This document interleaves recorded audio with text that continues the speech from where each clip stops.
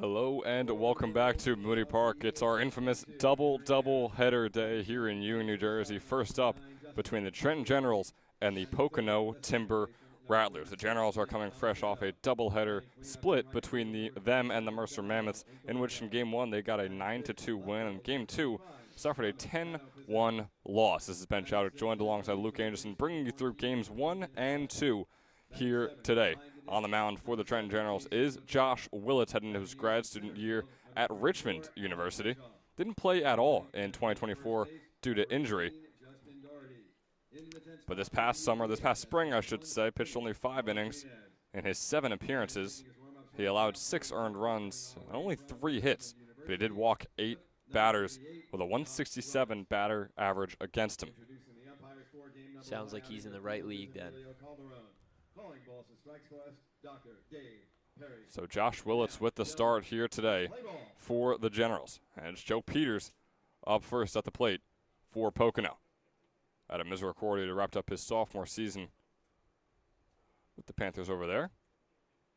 A .295 hitter for them this past spring on his 44 at-bats. Had 13 hits, 4 of them being doubles. Racked up 9 RBIs as well. Peters out of Dallas, Pennsylvania. Is a .348 hitter so far this summer. And he's taken a bit of a dip. Just a couple weeks ago was a .423 hitter. No hits in his last 2 games. He's 0 for 4 in them. He did have 3 walks last time out this past Thursday against the Express. A team that we all know has struggled mightily so far this summer. But when you look at the Timber Rattlers sitting at 9-9, they're sort of right behind them, or right in front of them, I should say, in the North Division. As Peters puts this one onto left field, Thomas Cano-Pizzell not going to get under it, going to let it bounce right in front of him. Well, it's a play that, I don't know, Luke, I mean, you can go against me here, but it looked like a couple steps in and put that glove maybe low on the ground and make that grab. Yeah, I don't know if he got a bad read on it or he just thought the ball was coming in faster than it was, but he didn't even look ready to make an attempt. Regardless, Cano-Pizzell not making the grab. Peters getting a single to start off his day. His first hit, as I mentioned, in his past 2 games. Now on comes Carson Bowman. Swings and misses at the first pitch from Wiltz. Off goes Peters to second base. A very delayed reaction from J.C. LaCara, the Generals catcher here today. Carson Bowman, a LaSalle commit, headed to the Atlantic 10 Conference. Ranked as the 10th best shortstop in Pennsylvania after wrapping up his senior season at Blair Academy, sitting at 5'11", 180.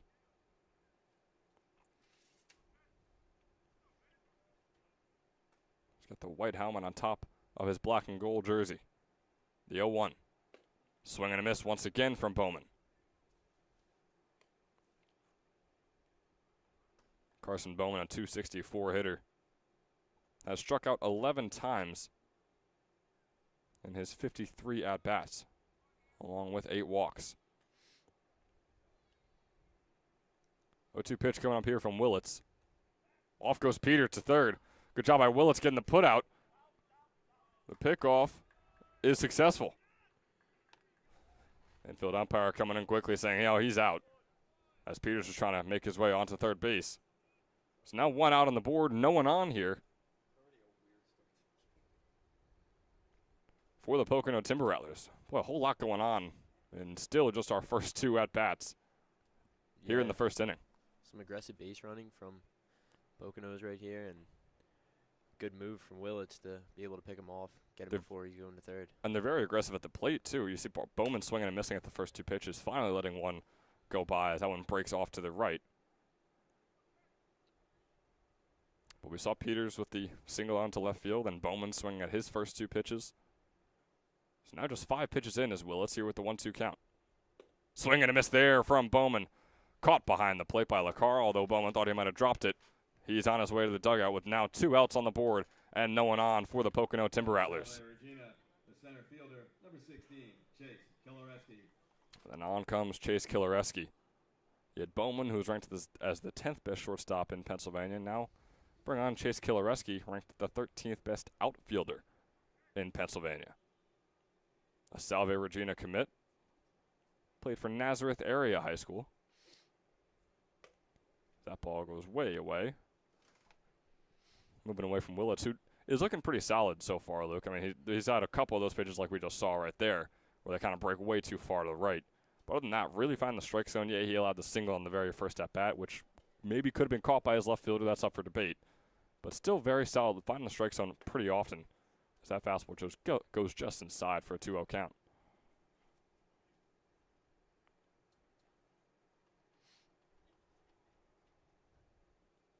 Kilareski, a .333 hitter on the summer. 2-0. Swung on and fouled off.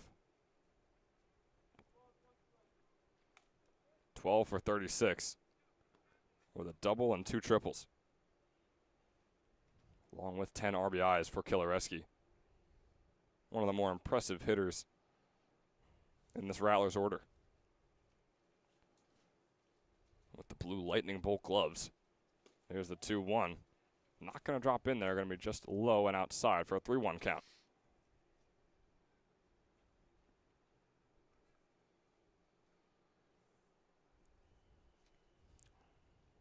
Willits here with the 3-1. Going to be inside, and he'll walk Kilareski.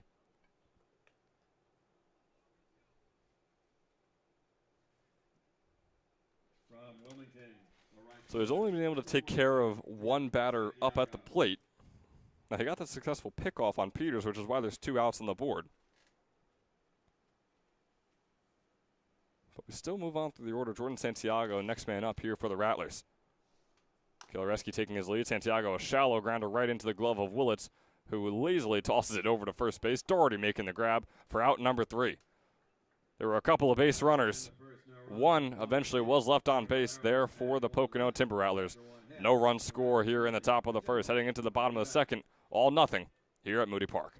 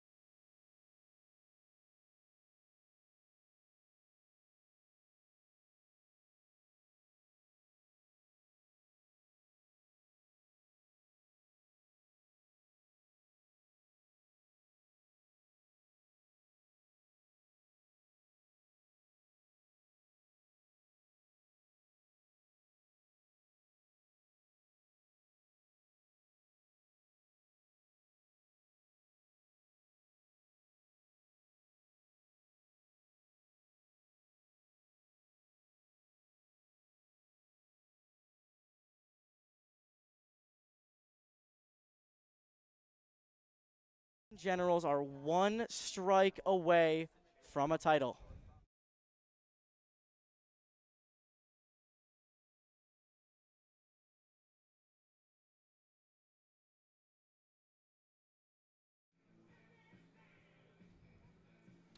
Welcome back here into the bottom of the first. A little bit of a sneak peek at what maybe I'll be showing you next time we have Willits up on the mound. But keeping our focus here on the bottom of the first, Ethan Grodak is making a start here for the Pocono Timber Rattlers. Grodak just wrapped up his freshman year at Wilkes University, where he threw nearly 32 innings. Henry Ayers grounding this one immediately over to Bowman, the shortstop. And it's a quick 1-pitch, 1-out there for Grodak and company. I haven't given us much time to talk about Henry Ayers, who has been fantastic so far this summer. A .450 hitter, which is just about 15, 20 points lower than what he was able to do at Seton Hall Prep, where he was a .468 hitter. Yeah, he just always seems to put the ball in play, whether it's a hard hit, line drive, or a weak ground ball. He just knows where the spots are and ends up putting the ball in the outfield. I mean, you couldn't be more right. He's played in 13 games now, including this one. He has 2 total strikeouts in all of those 13 games. Like I said, about half the time he does put it in play, it's getting down and getting him at least on first base. We've also seen him with 2 doubles so far this summer. But on comes Justin Sestawicki now with 1 out on the board. Putting this one out into center field. Kilareski going to chase it down, slowing down and making the grab out in deep left center for out number 2. A quick 2 outs This time on Sestawicki, who is also a near 400 hitter. And now moving on to what some could say is the most prolific hitter on this Generals team, some being myself and our other interns here at Moody Park here in the ECCBL. Nick Tomasetto just wrapped up his redshirt freshman season at Rutgers, New Brunswick. He's headed off to Seton Hall for his redshirt sophomore season this next spring. A .373 hitter on the summer with 7 doubles, 1 triple, and 4 home runs. Takes the first one in there for a called strike 1. How about Ethan Grodak? He has been really just shoving on the mound in his first inning of work. Yeah, looking good for so far. Not trying to go for the strikeouts, just letting the batters put the ball in play and letting his defenders work behind him. He might be going for a strikeout right here, though. Find one down the middle and in the bottom right corner on the second fastball right there. 0-2 count here on Tomasetto. Grodak, this is the 24th inning he's pitched in, a 1-1 record with a 1.5 earned run average. Tomasetto grinding this one right over to Smethers, the first baseman. How about that? 7 pitches for Ethan Grodak. 3 up, 3 down, making short work of the Generals' top of the order, which is a tough thing to do. Trust me, you can ask the Mammoths a couple days ago in that game 1. They struggled, allowed 4 runs in the top of the first. Here in the bottom, though, against the Pocono Timber Rattlers, it is a much different story. All nutted up at 0, headed in to the second.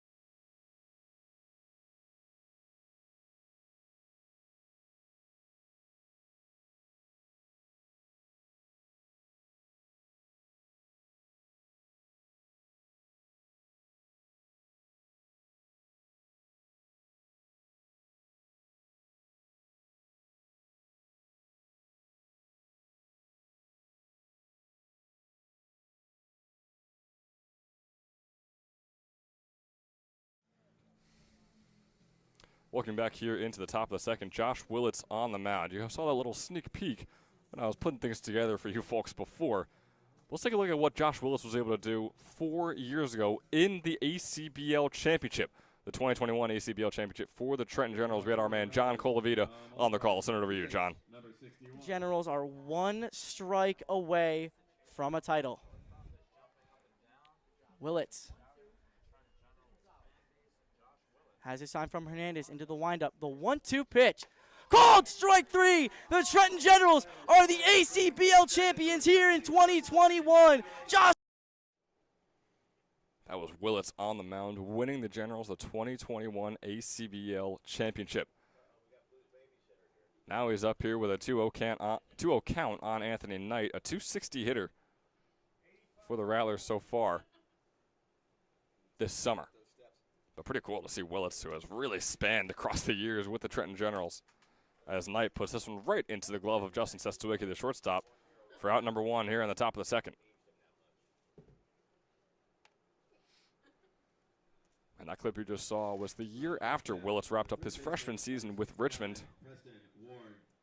Now heading into his 5th year with the Spiders. One of the most experienced players here in the ECCBL, who is now going to face off against Preston Warren. Fastball flying in the bottom left corner. Warren letting it go right by him. A .237 hitter so far on the summer with 1 double to his name and 11 RBIs.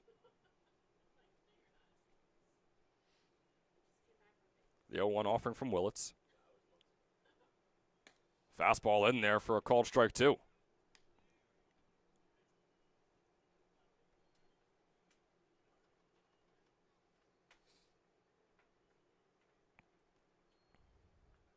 Now Willits' pitch amount at Richmond has taken a dip in the last 2 seasons he's played, as that one going to be swung on and missed from Warren. Good morning, good afternoon, and good night from Josh Willits, the swinging strikeout to start off. his second batter of the inning. And now with 2 outs on the board, Zach Smothers, the first baseman, takes the plate here for the Rattlers.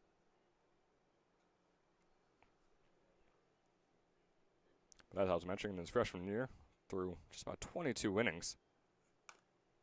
This is just going to be grounded foul by Smothers, or maybe he's going to come back in. It's going to be grabbed by Doherty. Doherty will make the tag, and how about that? Boy, that ball. Doherty to pick that one up. Very smart, yeah. That ball was a few inches at least off the right field line. But my goodness, it came back in. Doherty snagged it up, made the tag, and that's out number 3. So Josh Willits, based on the intel we have, we understand that his day might be done right there, but also getting through all that with about 19 pitches, Willits might go out there for a third inning of winner. We're going to have to find out when we come back in the top of the third, but first up, the bottom of the second coming your way after this. Hi, my name is Dr. Philip Glassner. I'm a hip and knee replacement specialist at Mid-Jersey Orthopedics. We're a multi-specialty orthopedic practice with offices in Flemington, Bridgewater, and Washington, New Jersey. We have 18 fellowship-trained specialists to take care of you from your neck down to your toes. We offer conservative management such as bracing, therapy, and injections through surgical interventions as well. Our goal is to keep you active and healthy and get you back in the game. We also offer on-site digital x-ray as well as MRI. We have evening and Saturday morning office hours to assist with convenient appointment times, as well as having walk-in appointments available. Call us or visit our website at midjerseyorthopedics.com so we can help you to live life better.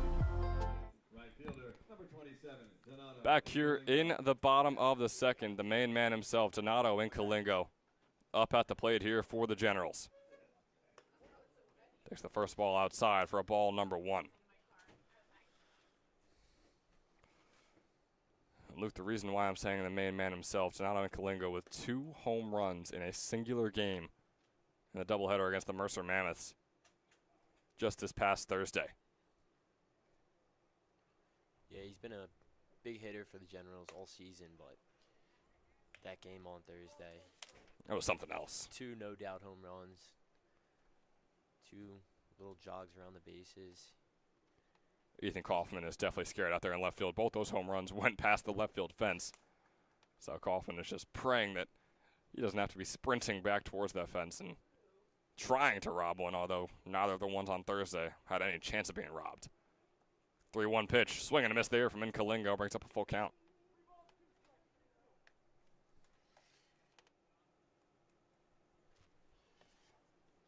Full count pitch on Incalingo. Grodak's 13th pitch of the game is going to be outside, and it's going to be outside corner. Donato Incalingo. Not happy with that call. Nah, you could see it on his face, too. Being respectful, just kind of a look of severe confusion on his face.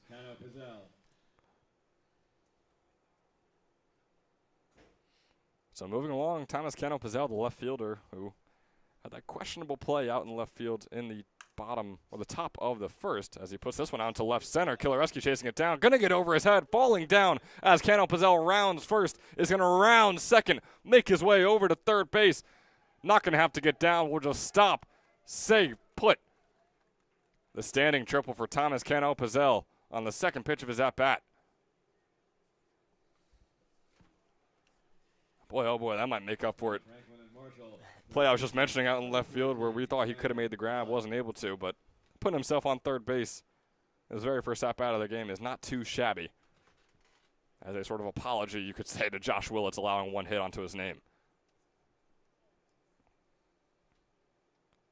Cano Pizzell, a gorgeous hit, just a little bit left of center field and skying over the head of Kilareski.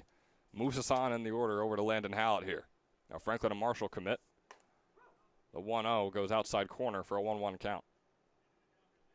Hallett, a .234 hitter on the summer with 1 double and 5 RBIs. As his fastball goes low and away into the dirt for a 2-1 count. That was Cano Pizzell's second triple all summer long here in his 22nd game this season. And it was Grodak's first hit allowed today after going 3 up, 3 down or 4 up. 4 down, I should say, as he started in Kalingo off with the strikeout.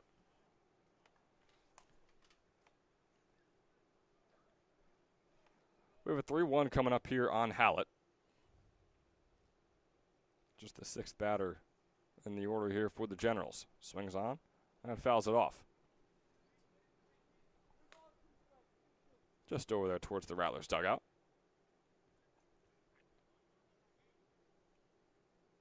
So full count pitch coming up here for Hallett.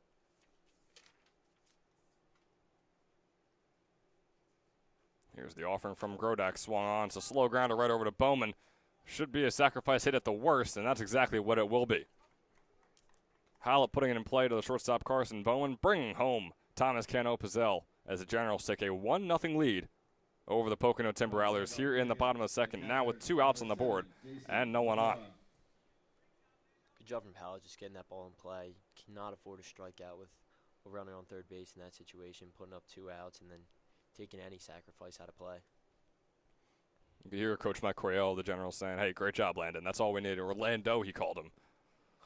Maybe a little nickname they got going on there, but very happy with that. I mean, of course, you'd love an actual base hit, so you have a runner on and just 1 out on the board here, but getting a run, especially in this game with the way the pitching is going, you got to be happy about that whatever way it comes. It's going to be a quick 3-0 count here on J.C. Lacara. As Grodak now over 20 pitches, efficiency-wise is still lights out right now. Yeah, 7 pitches in the first. About 14, it seems as though, in the second here.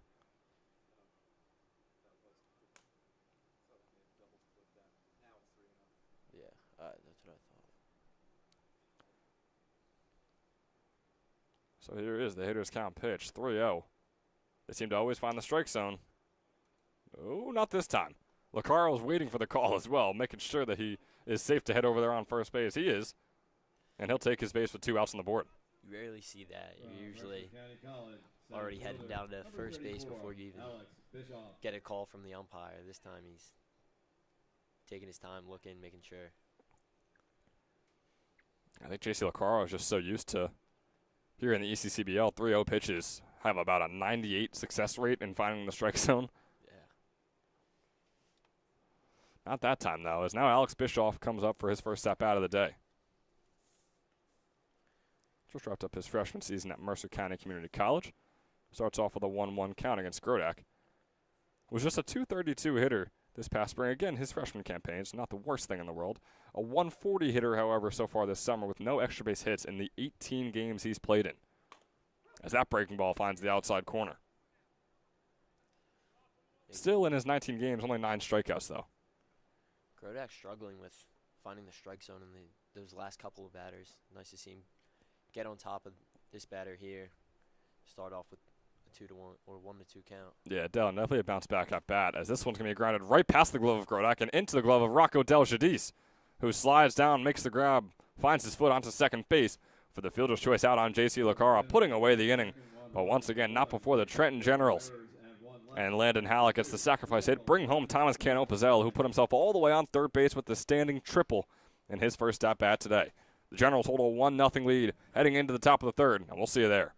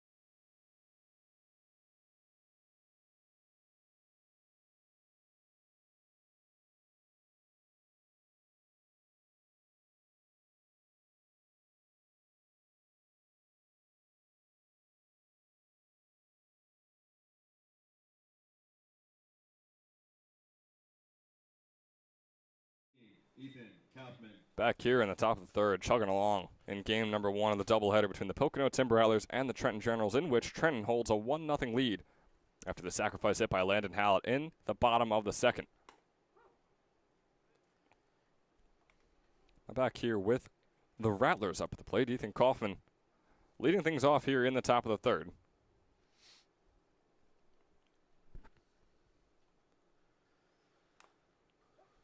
Grounding that one foul right back towards us. Boy, no fence there, and I'm making that snag. Or I'm trying to make that snag, I really should say. There's a reason I'm wearing the headset and not out there with all these guys. It's a quick 0-2 count on Kaufman,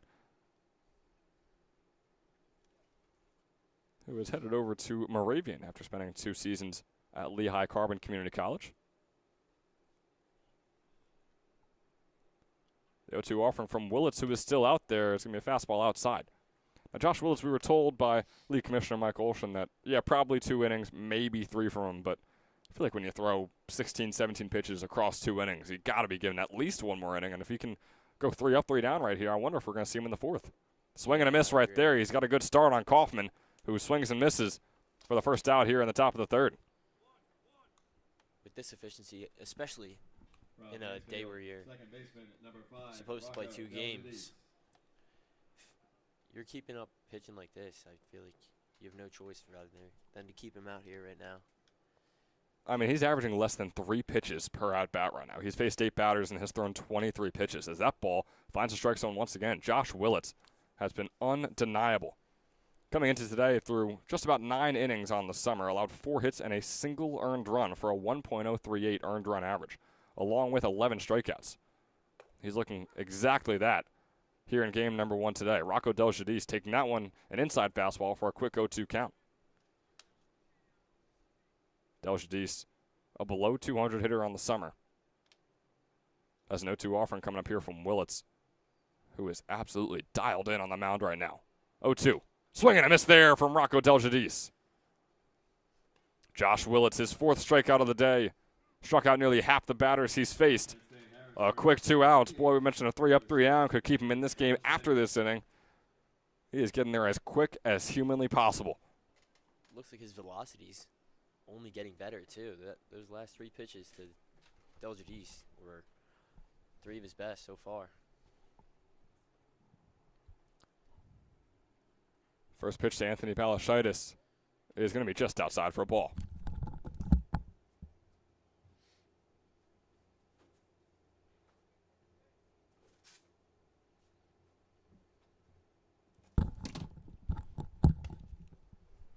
And the 1-0 will be inside from Willits. So a 2-0 count being by far your worst count of the inning with 2 outs already on the board is not a bad situation to be in if you're Willits right now.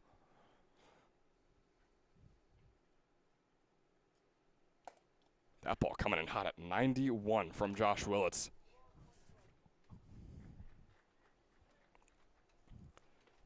Now we can't give full confirmation, but of all the pitches we have tracked here in the ECCBL, that is the fastest one we've ever seen on our pocket radar. As this grounder goes right over to Landon Hallett, the throw over to first in time.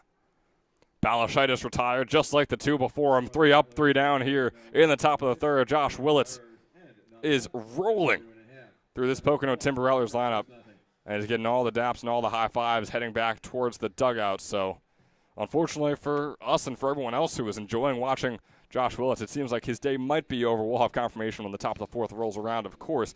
But for right now, it's a 1-0 ball game in favor of the Trenton Generals. And we want to remind you that the ECCBL is sponsored in part by Northfield Bank, proudly serving local communities since 1887 with branch locations across Mercer and Hunterdon counties. Northfield offers simply free checking with no minimum balance, no monthly fees, and no per-check charges. Northfield Bank customers also enjoy free online banking, mobile app access, and a free debit card for everyday purchases. For more information, please visit northfield.com or follow Northfield Bank on LinkedIn, Instagram, Facebook, Twitter, and TikTok at Northfield Bank. We'll see you in the bottom of the 3rd.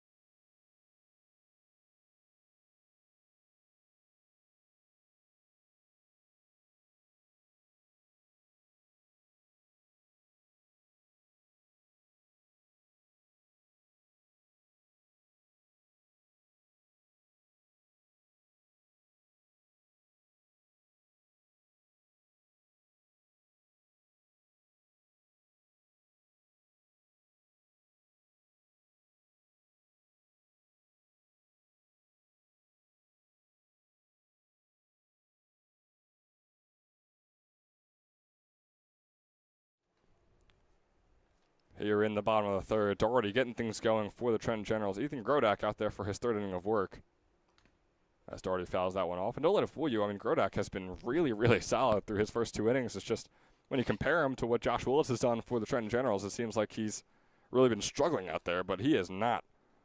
Through 2 innings, through just 28 pitches and allowed 1 hit, 1 walk, 1 strikeout, and of course the 1 earned run after allowing that triple to Cano Pizzell, and then Hallett bring him home on the sacrifice hit.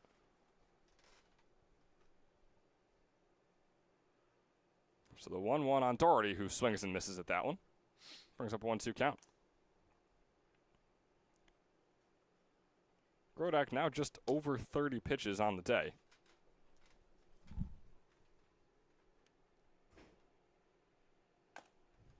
That breaking ball coming in at 75 miles an hour. A soft grounder over to Preston Warren, who is not going to be able to get the throw over to first in time. It was a tough throw at that. So Justin Doherty getting himself on base, his first at bat of the day, as we're now at the bottom of the order with Timmy Martinez. From Southern New Hampshire, the DH, number 1, Timmy Martinez. And while Doherty has had his struggles, just a 167 hitter so far on the summer, Martinez is right there with him. Through the 10 games he's played in, is just 2 for 25 with 9 strikeouts and only 4 walks. Going for the bunt, pulling back as that ball goes outside for a 1-0 count.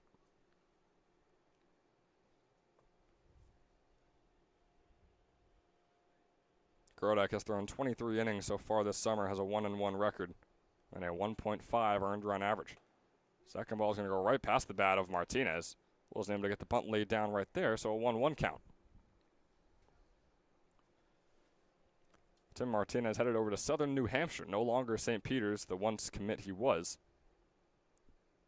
out of PDG Academy. The 1-1 pulls his bunt back for a 2-1 count.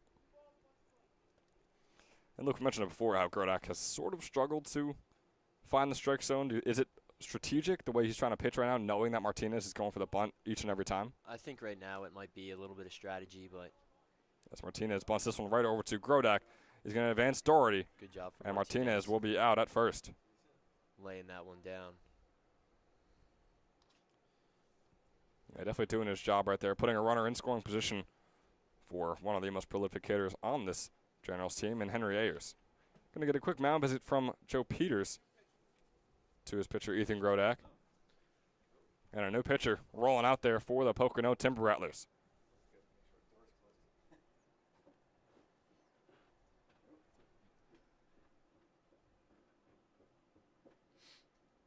Jack Pocono coming out for Pocono here in the bottom of the third with 1 out on the board and a runner on second. We'll let him get his warm-ups in and be right back with you after this.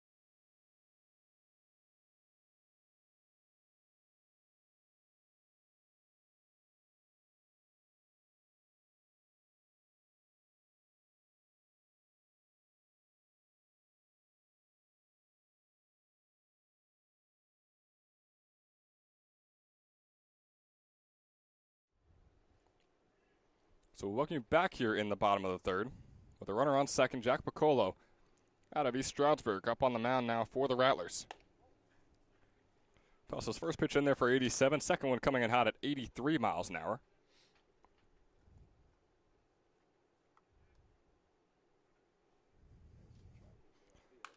As Ayers putting this one out into center field, Kilaresi's going to chase it down. Rounding third is Doherty. Heading home is Doherty as well. And the Generals will take a 2-0 lead after the RBI single from Henry Ayers.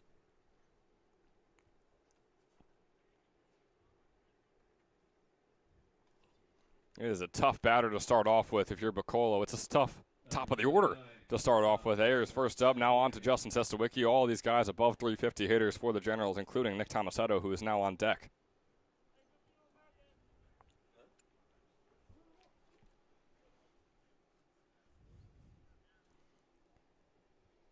Now it's the first pitch coming up here for Sestawicki with Ayers on first and one out on the board. Breaking ball, flying in the bottom right corner, coming in at 73.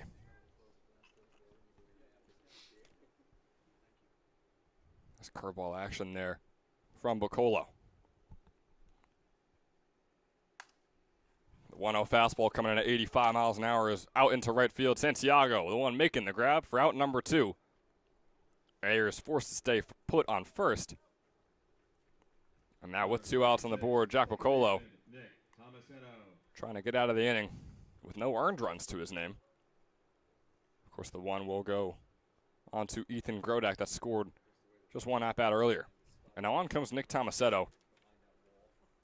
Boy, if there's anyone to bring home Ayers all the way from first base, it's going to be Tomasetto, the power hitter he's been for the Generals so far this summer. Fastball coming in at 85 miles an hour, out into right center field. Rounding second is Ayers, heading over to third, and rounding third is going to be Ayers and staying put instead. As Tomasetto is close there on second base, is called safe. The tie goes to the runner in that scenario. Standing double for Nick Tomasetto. His 8th on the summer, a Generals high. As now up at the plate here is Donato Incalengo. We mentioned it before about what he's been able to do. That's exactly what it was. Out of Penn State Abington, graduating the year 2027, has 6 home runs on the summer now, which is tied for second most in Generals history. Joe Ravert did so in 2013, along with Tatum Levens in 2018 for the Generals. Now, Levens was an 8th-round draft pick by the Mariners just a few years ago in 2022. He's hitting .280 right now in Double-A. So far, or did so this past spring. So some good company to be in for Donato Incalengo, and maybe trying to surpass that company and be the lone man in second place for the Generals history. Most home runs in a summer. Takes that breaking ball in there for a called strike 1.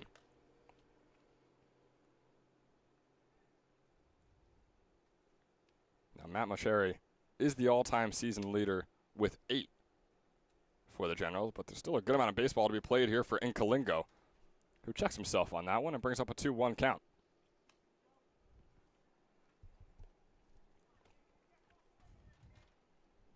But Luke, I mean, we mentioned the other day what Incalengo was able to do on Thursday, and just talking about the company that he's in now in the Generals record books is pretty impressive as he takes that fastball in there for a ball 3 on a 3-1 count. Yeah, it'd be cool for him to start climbing his way up that board with a couple games left in the season.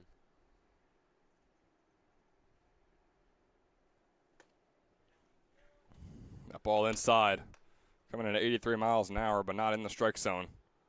So a 4-1 walk, Donato Incalengo, putting runners on the corners as well on second base, a.k.a. we like to call bases loaded here at Moody Park. As now on comes Thomas Cano Pizzell. Had the triple on Grodak in his first at-bat. Now facing Bacolo here in his second plate appearance. First pitch swung on, moonshot sky high. It's going to be chased down by Peters. Is it going to stay in play and not go foul? Yes, it will, and Peters making the grab for out number 3. No run scored to Bacolo's name. Allowed a couple of hits, had a bit of a scare there, bases loaded. But regardless, the Generals still holding on to their 2-0 lead heading into the top of the 4th. We'll see you there after a quick word from our sponsor. Hi, my name is Dr. Philip Glassner. I'm a hip and knee replacement specialist at Mid-Jersey Orthopedics. We're a multi-specialty orthopedic practice with offices in Flemington, Bridgewater, and Washington, New Jersey. We have 18 fellowship-trained specialists to take care of you from your neck down to your toes. We offer conservative management such as bracing, therapy, and injections through surgical interventions as well. Our goal is to keep you active and healthy and get you back in the game. We also offer on-site digital X-ray as well as MRI. We have evening and Saturday morning office hours to assist with convenient appointment times, as well as having walk-in appointments available. Call us or visit our website at midjerseyorthopedics.com so we can help you to live life better. Welcome back a little earlier here. We have Williams on the mound, Dominic Williams, that is, for the Trenton Generals. New pitcher out there for Willits. We just talked about Donato and Kalingo and the company that he is now in the Generals record books. Well, we're going to show you exactly what he was able to do this past Thursday. Let's take a look at our Team Toyota Drive of the Week. 2-2, pieced out, past left field. Nate Jones not even going to chase it. Talk about the power. Donato and Kalingo. Tacking on number 5 here in the ECCBL regular season. My, oh my, that is a difference maker rounding the bases right there. 2-0, the Generals lead.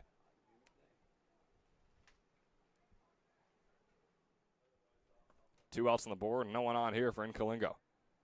Oh, one swung on out into left field. Chased down by Jones. Is he going to get this one? No, instead it is gone once again. Donato and Kalingo. The first 2 home run day of the ECCBL season from anyone. My goodness, out of Penn State Abington.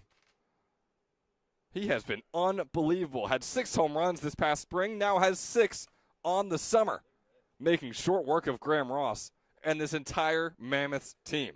Donato and Kalingo, his own 2-out rally all by himself, makes this a 4-2 ball game in favor of the Trenton Generals. That was our Team Toyota Drive of the Week, Drives of the Week, whatever you want to say for Donato and Kalingo. He is well deserving of having both of those clips being shown on our broadcast for however long we may be showing them. Boy, someone's going to top that. It's going to take a whole mammoth of an effort as he used that effort to defeat the Mammoths. No pun intended right there. And now back to the top of the order here for the Pocono Timber Rattlers. It's Dominic Williams up on the mound there for the Generals.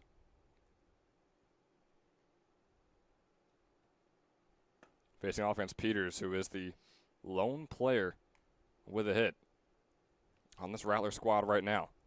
Leadoff hitter heading off against Williams, who just wrapped up his Hartford Community College career. Through 9 innings this past spring. That ball wraps around the head of Peters for a 1-1 count.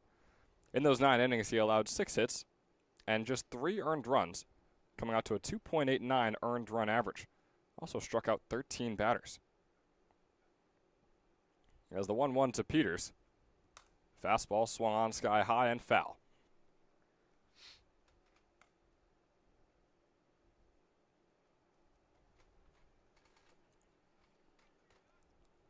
Peters, an ECCBL All-Star appearer, I guess you could say, for the Rattlers. Saw him last Saturday out there in Quakertown as that ball goes outside for a 2-2 count. Williams has such an effortless throwing motion, I feel like. Just seems like he's not giving it his all. Good velocity, though. It is coming in hot. Too hot for Peters right there as that fastball whizzes right by him on the swing and a miss. Putting out number 1 on the board after the 2-2. Swing and strikeout. But he really is. Yeah, it doesn't look like he's like taxing his body too much on every one of these throws, but boy, they are coming in real hot. We're going to get that velo for you right here on his first pitch against Carson Bowman. Second in the order here for the Rattlers.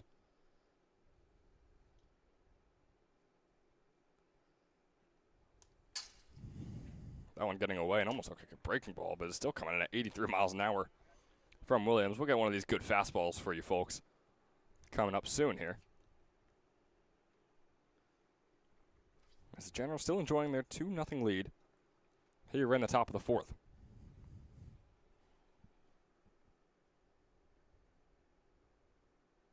The 1-0 pitch from Williams is going to be fouled off.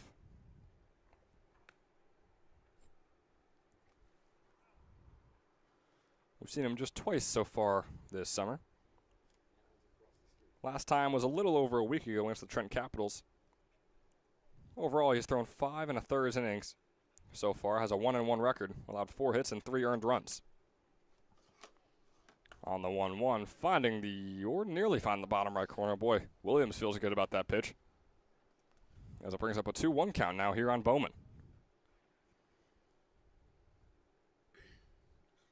Bowman, who struck out in his first at-bat against Willits. As the 2-1 out into right field in Kalingo. Backing up, making the easy grab for out number 2 here in the top of the 4th. And boy, this Generals defense has just been fantastic so far today. Allowed a single hit on the very first at-bat of the game, and since then, they've really just been lights out. Yeah, the whole improvement from the ECCBL as a whole defensively is something to talk about. I think could be a little bit with the rain, getting a little better grass, less of those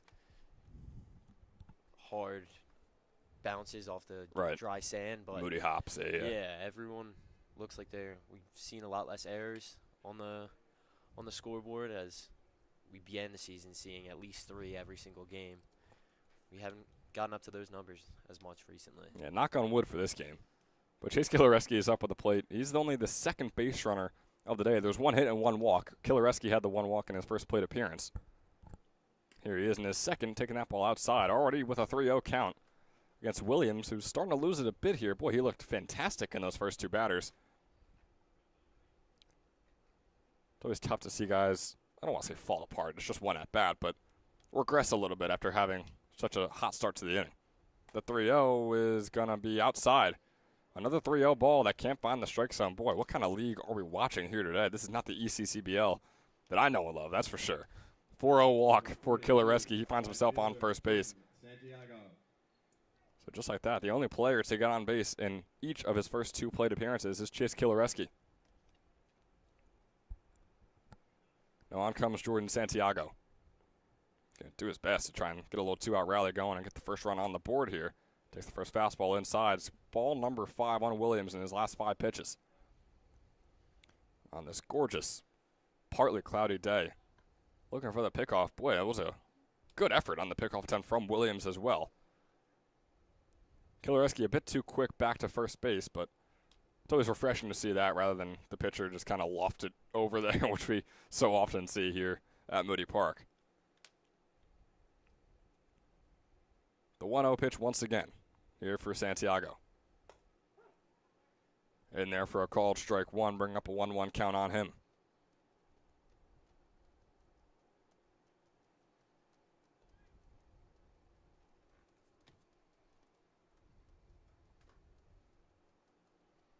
Jordan Santiago wrapped up his freshman season at Wilmington University out there in Delaware. Taking a ball low for a 2-1 count.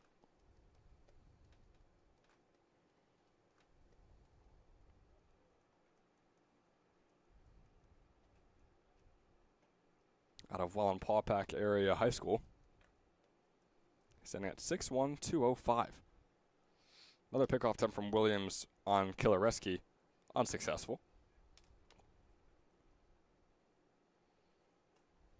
That ball is going to go right past Lacarro. The wild pitch will allow Kilareski to take second base. A runner in scoring position. Haven't been able to say that too often for the Pocono Timber Rattlers today. In fact, we were only able to say it once before in the top of the first, when it was Peters getting the hit and then Kilareski moving him over to second base on his first walk of the day. Yeah, not too many opportunities for the Timber Rattlers here today. As you mentioned, the Generals' defense has done their job, and the Generals' pitching has certainly done their job. It's all about just continuing that job here in the top of the fourth. Not able to do so. First inning since the top of the first, where multiple base runners have gotten on. for the Pocono Timber Rattlers. Williams losing his control a little bit here, which now we're in a situation like this. It does make you wonder what the reason was for Willits to be pulled after his first 3 innings. Is it some sort of pitch count? Is it just the Generals wanted to get all their pitchers some action on the mound today? Because boy, oh boy, if Josh Willis was able to go a couple more innings, I mean, he's a Toyota Player of the Game candidate, and he still might be, depending on how the rest of this game plays out. Yeah, he was looking good, kept his pitch count low.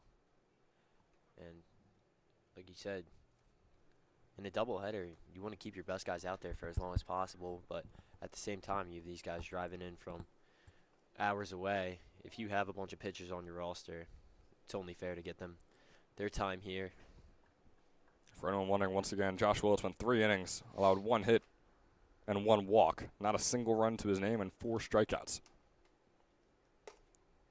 The 1-0 to Anthony Knight turns into a 2-0 as that ball is inside. Boy, Williams got those first 2 outs so quickly. A strikeout and a flyout on Peters, then Bowman. And then it goes walk, walk.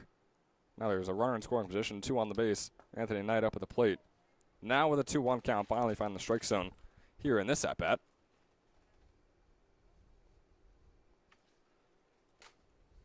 Pocono Timber Rattlers looking to get into double-digit win column here today.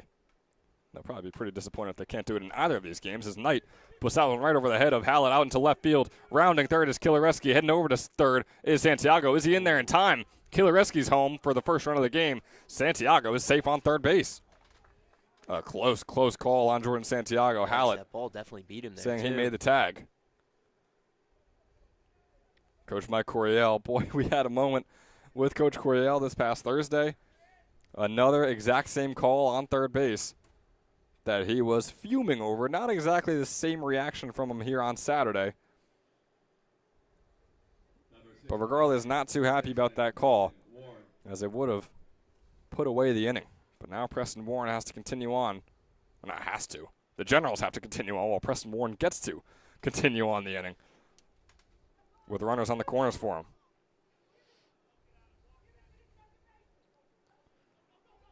Oh, It's a bit of a rundown night. He's going to head over to second base. Got it.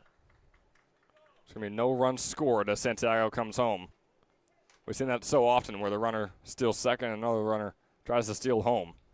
But it seems like Knight didn't exactly have the game plan and wasn't able to execute it perfectly or flawlessly, which is why Santiago will not be counted safe at home. And it's still just a 2-1 ball game, still in favor of the Trenton Generals, heading into the bottom of the 4th, over the halfway point here in game number 1. We'll see you in the bottom.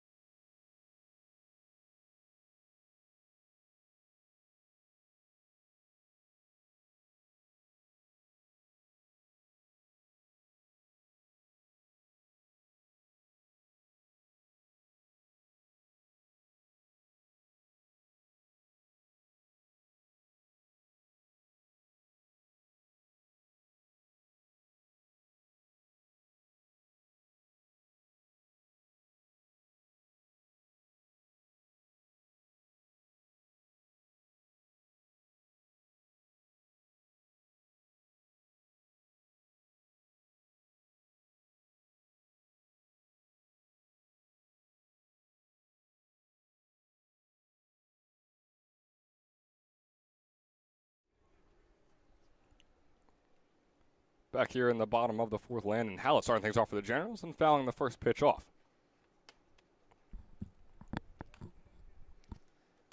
Jack Pocono is back on the mound. He's thrown just over 11 innings in his first 2 seasons with East Stroudsburg. which has been a very impressive team out there in Pennsylvania in his first 2 years. So, wonder if we're going to see his playing time and his pitch count get up higher and higher as the years go by, as this breaking ball is going to be fouled off once again by Hallett for a 1-2 count. But in those 11 innings, he's allowed 8 earned runs, as well as 1 home run, and 10 hits. Comes out to a 1.5 whip and a 6.35 earned run average. Breaking ball just going outside on Hallett. Good patience by him, good eye on him to bring up a 2-2 count.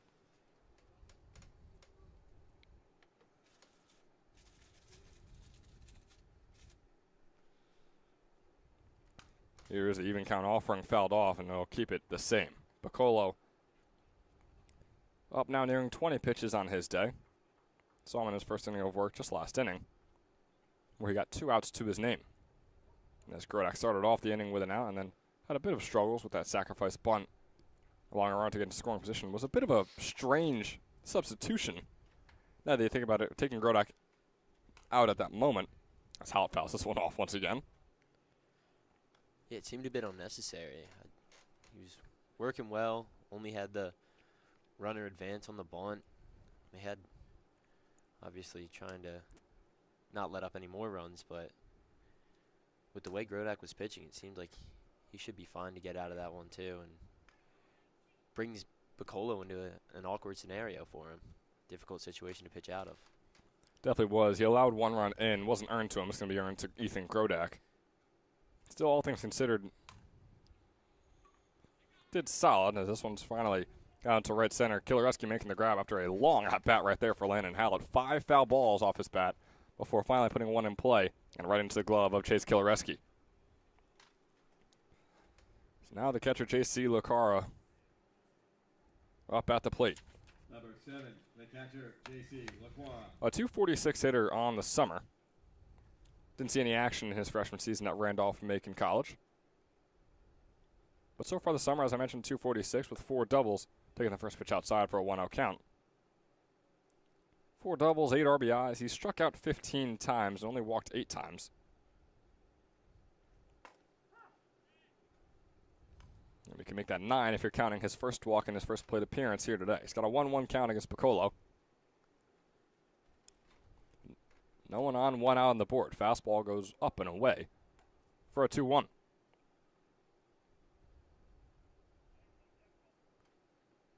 Lacar out of Millstone, New Jersey. Went to Allentown High School where he was a 230 hitter there. Taking a fastball high for now a 3-1.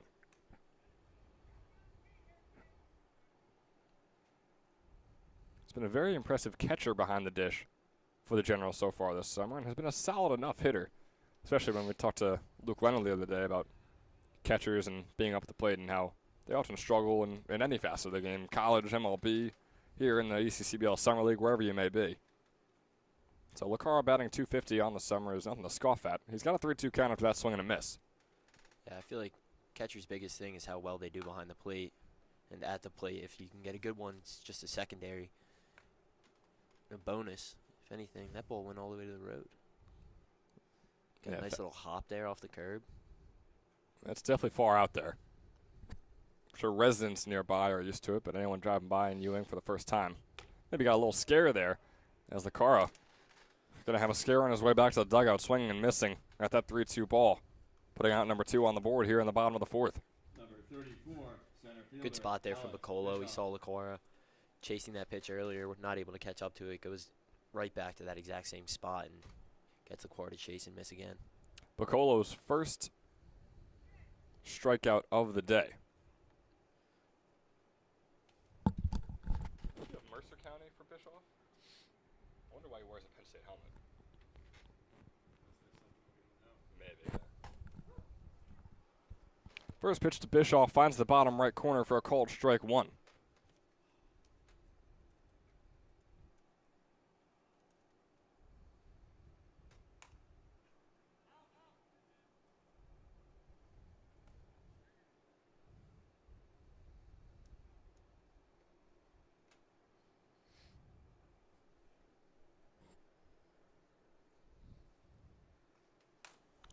Putting this one out into shallow right field, and then it's going to go foul. bringing up a 1-2 count on Bischoff. Pocono now 30 pitches in on his day. Do we have a video of Vizzoni flipping over the fence You know, with our camera, I think that might be the one sort of dead spot, that we don't have? unfortunately. We had Luke Lendler giving a fantastic play-by-play description of it on Thursday. Vizzoni, boy, you saw him doubled over after he made that play where he flipped over the fence, where he grabbed the ball right before and then tumbled over the fence. As that one's going to be a called strike 3 on Alex Bischoff. Pocono really bouncing back. In the first inning he started here today, and he is looking good in it. General still holding on to that 2-1 lead, and the Rattlers trying to continue their momentum from the top of the 4th when we return in the top of the 5th. We'll see you there.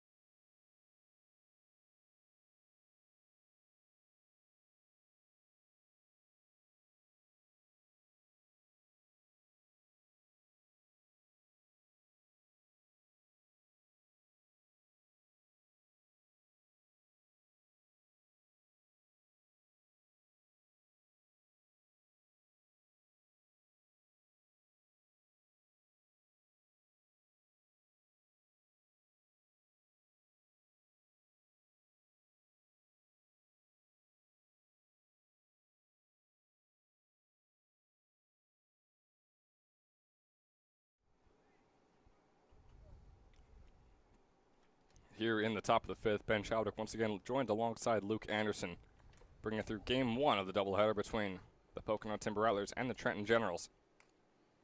Dominic Williams is out there for a second inning of work. His first pitch to Preston Warren is going to be in the dirt a good few feet before a home plate. Now, I know he's had his struggles. Allowed 1 hit, 2 walks, and 1 earned run in his first inning of work. Getting the called strike on Warren right there for a 1-1 count.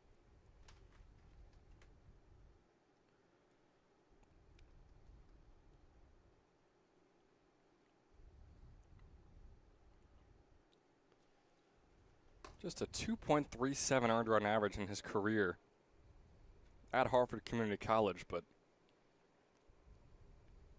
hasn't exactly lived up to that so far here today. Nothing detrimental just yet. But again, it's also us comparing him to Josh Willits and Ethan Grodak and the way they rode a pitch. He's now here with the 2-1 breaking ball. Not going to be in there for a 3-1 count on Warren.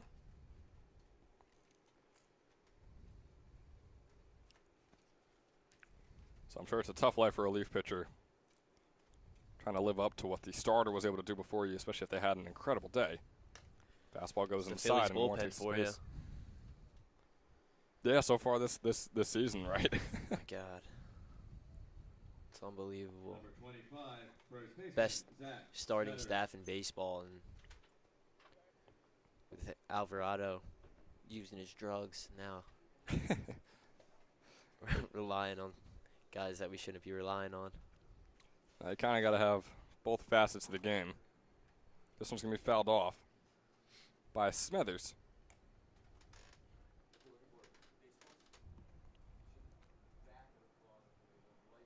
Williams nearing 30 pitches on the day. Smethers looking for his first hit or first walk, either way. Just wants to get on first base. Here's the 0-1, breaking ball inside and low. Bring up a 1-1 count. Smethers a .240 hitter so far on the summer with 2 doubles and 4 RBIs. Majority of his hits go out into left field. See if that reigns true right here. Now bringing up a 2-1 count. And we're going to get a time called, and Coach Coryell will have a word with his pitcher.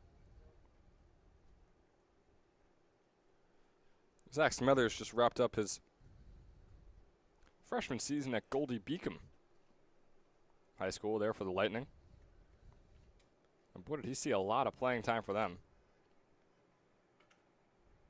25 games he played in with a .400 average. Went 29 for 73 with 5 doubles, 3 triples, and 1 home run, along with 25 RBIs.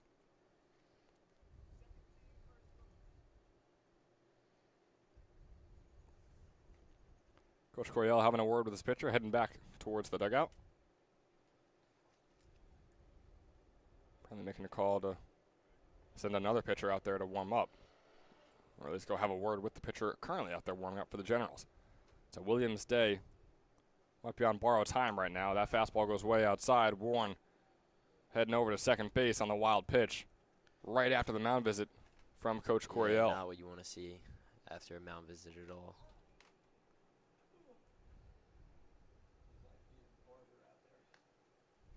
Seems to be Aiden Barber warming up for the Trenton Generals. As Coach Coryell just sent C.J. Wisniewski to go out there and talk to him and maybe give him a warning. Hey, we might be needing you in this inning, maybe not even the 6th like you were probably planning on. As that ball finds the strike zone on Smethers, brings up a full 3-2 count. Big out for Williams right here. Can't allow him to get on base, especially a hit that could possibly bring Warren all the way around and tie this game up. 3-2, swung on and fouled off. It was a pitch that was heading for the strike zone by Williams, which is something commendable based on the day he's been having so far.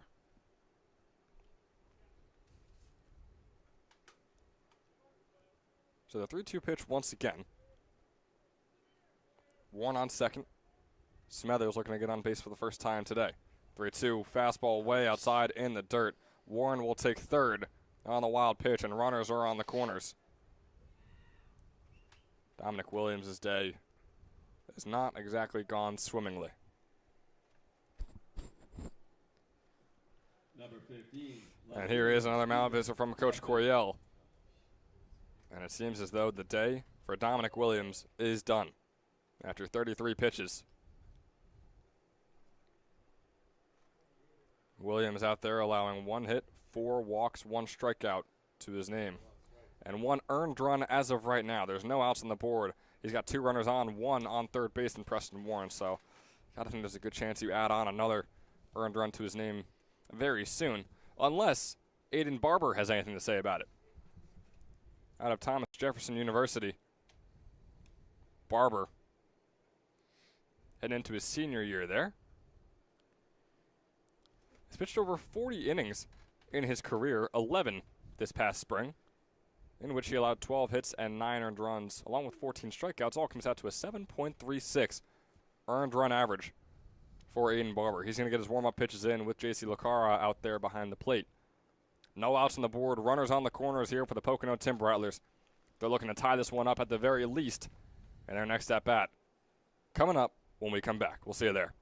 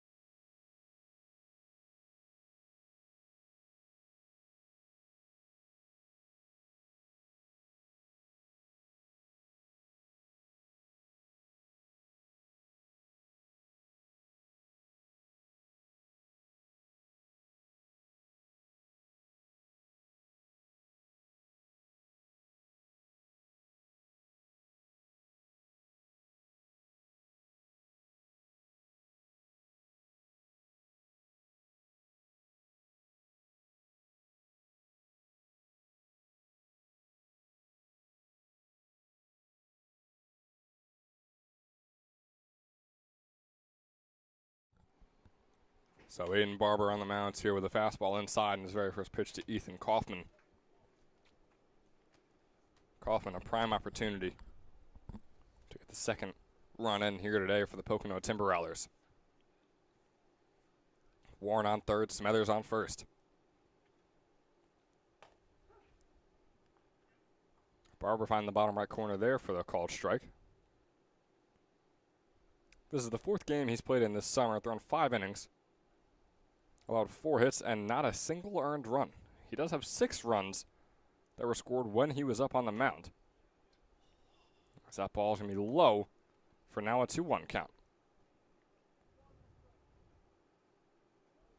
But Barber with a 2.6 whip rating, and obviously a 0.0 earned run average, still hasn't allowed his first earned run, as that breaking ball goes outside for now a 3-1 count. But also 8 strikeouts in his 5 innings so far this summer. He's been really solid for the Generals up on the mound. He's being thrown into the fire right now, trying not to allow this game to be all tied up here in the top of the 5th. It's definitely going to be easier said than done, though.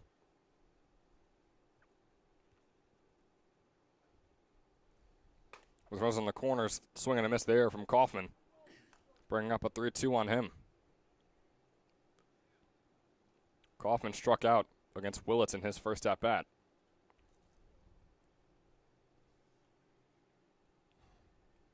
Barber trying to make it the same story here in his second. Swung on and fouled off. Smethers took off for second base, trying to put 2 in scoring position on that full count pitch.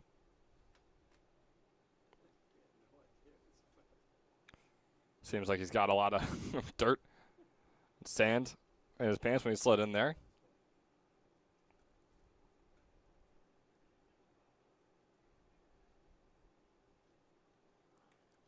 So the 3-2 count will continue and will be replayed. On Barber's 7th pitch of the day right here.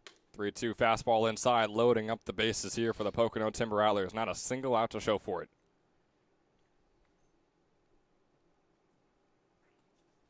Number 5, second baseman Rocco Del Giudice. Oh boy, bases loaded situation here for the Generals. Barber trying to right the wrongs that Williams unfortunately had in his day. So that fastball is going to be high against Del Giudice. Another guy who struck out in his first at-bat once again against Josh Willits, who unfortunately had to be taken out early. And this one was already a predetermined notion that he would pitch 2, maybe 3 innings. He got those 3 innings, but was pulled immediately after. The 1-0 is going to find the inside corner. Del Giudice not happy about that one, as now he's got a 1-1 count instead of the 2-0 he feels he deserves.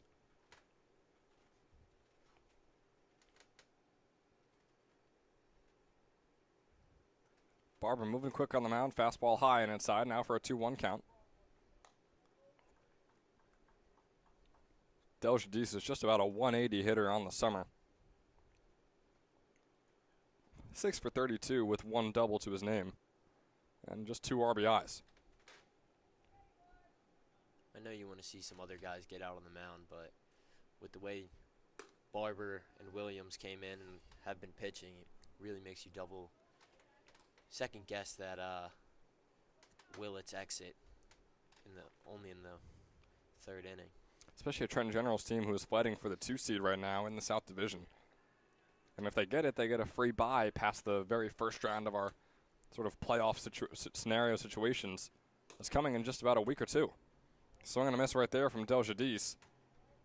Brings up yet another 3-2 count for Barber. He had a fastball inside for the walk against Kaufman. Same exact situation right here against Del Giudice. How will he handle it this time? His 12th pitch on the afternoon. 3-2, fastball low and inside. Walking in the tying run there for the Pocono Timber Rattlers. It's a 2-2 ball game. Not a single out on the board.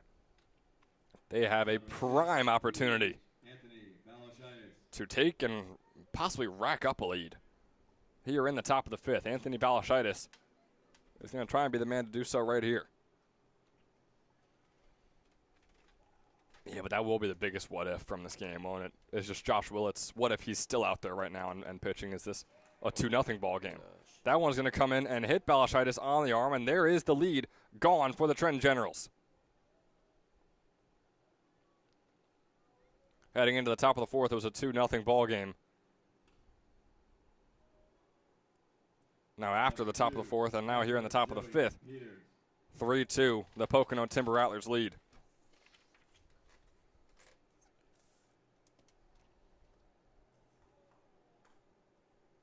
Just terrible showing from the Generals bullpen. Not what you want to see when your offense is struggling to put runs on the board. That one's going to come inside, hit Peters on the elbow, and another run will come in. 3 runs coming in, none of which by a swing of the bat. Walk, hit by pitch, hit by pitch. Coach Coryell having a word. And it seems as though Landon Hallett might be coming into pitch right here. Taking the ball out of Aiden Barber's hands. Not happy whatsoever. Slamming it into Landon Hallett's glove. Boy, Coach Coryell. After the start that the Generals had, and they were really feeling good, looking good, things have slowly fallen apart for them here in now the last 2 innings. Landon Hallett, third baseman turned pitcher right here for the Generals. He's going to try and put an end, thrown into the worst situation possible. It's a 4-2 ball game. The bases are loaded, and there's not a single out on the board. We'll let him get his warm-up pitches in. We'll take a quick break, but we'll be right back for whatever you want to call it. Rattlers Masterclass, Generals Disaster Class, whatever it is. They trail 4-2 when we return in the top of the fifth. Hi, my name is Dr. Philip Glassner. I'm a hip and knee replacement specialist at Mid-Jersey Orthopedics. We're a multi-specialty orthopedic practice with offices in Flemington, Bridgewater, and Washington, New Jersey. We have 18 fellowship-trained specialists to take care of you from your neck down to your toes. We offer conservative management such as bracing, therapy, and injections through surgical interventions as well. Our goal is to keep you active and healthy and get you back in the game. We also offer on-site digital x-ray as well as MRI. We have evening and Saturday morning office hours to assist with convenient appointment times as well as having walk-in appointments available. Call us or visit our website at midjerseyorthopedics.com so we can help you to live life better. Landon Hallett.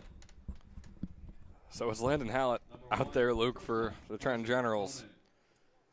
And when they start going to their fielders, and I know Hallett does have a lot of pitching experience, but when you got to pull your third baseman onto the mound because of the day that the relief pitchers have had for the Trenton Generals, you know right then and there that it's a tough day. Yeah, Coryell visibly upset, coming in. Just, you can't ask for a worse performance out of your bullpen, realistically. Come in, walk batters, hit batters, no out, nowhere closer to finishing the inning, and you're honestly in a worse spot than you were to start the inning. Just a nightmare scenario for someone who's trying to make their way into the playoffs. The 1-1 on Bowman is going to be fouled off for a 1-2 count. Hallett is out there. He's thrown in 2 games so far this summer for just 3 total innings.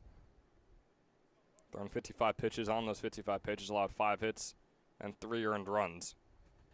Along with 3 walks and not a single strikeout, comes out to a 9.0 earned run average. Again, extremely small sample size, but regardless, he got a 1-2.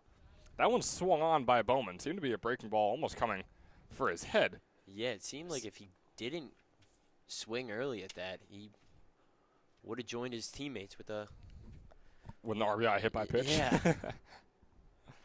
So a bit surprising right there. Hallett at Pennington High School this past spring did pitch 9 innings and allowed 6 earned runs for a 4.5 earned run average. On the 1-2, breaking ball outside on Bowman. Who, he might have had a hit by pitch, but I don't even know how he got a bat on that. I didn't know you could swing a bat like that in order to hit a ball that's maybe an inch from your head. He did so. He's got a 2-2 count. Swung on and fouls that one off. So it's the best count we've seen for the Generals in, I'd say, the past 3 or 4 at-bats. I mean, you got to take what you can get. Count your blessings right now for Trenton. When you hit 2 batters on the first pitch, it's hard to get up in the count. Here's Hallett with the 2-2. Fastball way outside. Boy, he's putting it all into that one. It's unfortunate, too. It doesn't even get much of a warm-up. The only warm-up he gets is the first 10 pitches he has on the mound, the actual mound, not out there past left field. Warming up with no stress or anxiety to it. Bowman's going to put this one sky high and once again foul it off.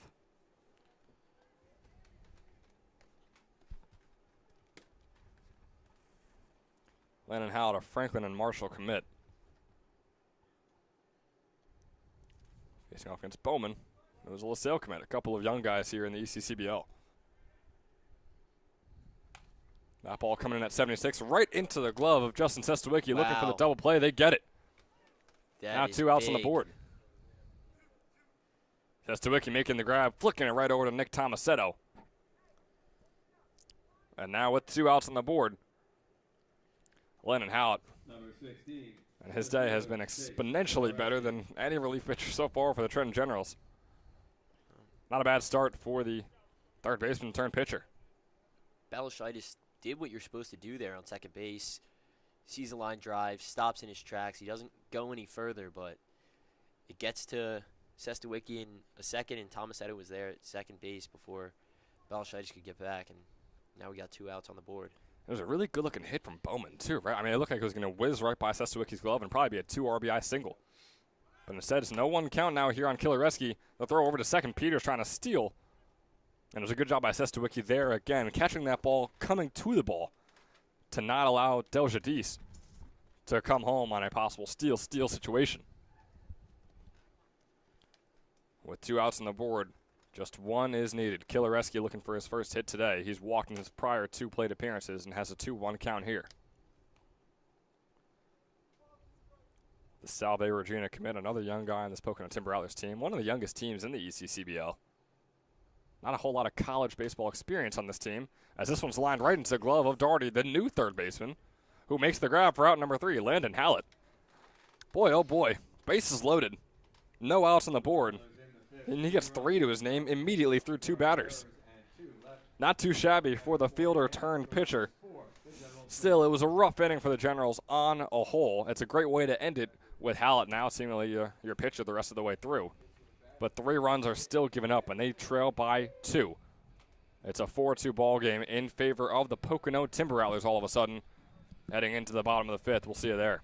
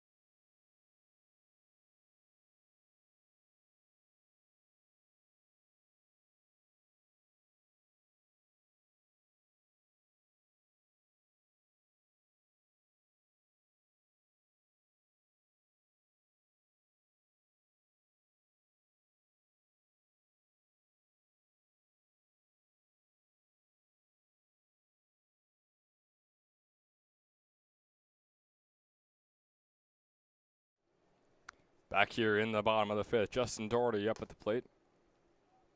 With the 9-10-1 due up here for the Generals. Chris Salmon on deck. He'll be having his first at-bat today when he comes up. But for right now, it's Doherty looking for his second straight hit in his second at-bat. He's got a 1-1 count against Pocono here.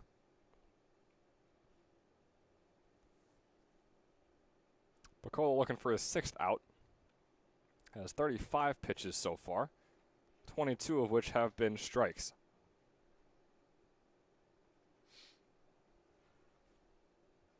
There's a 2-1 count on Doherty right here. Fastball coming right at his head, brings up a 3-1.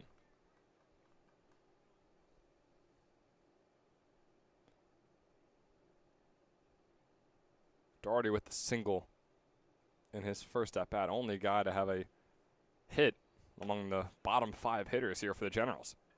And he gets a walk in his second plate appearance. Not a bad day for Justin Doherty. The guy who bats just 167 and has a 286 on base percentage. It's a perfect 2 for 2 here today.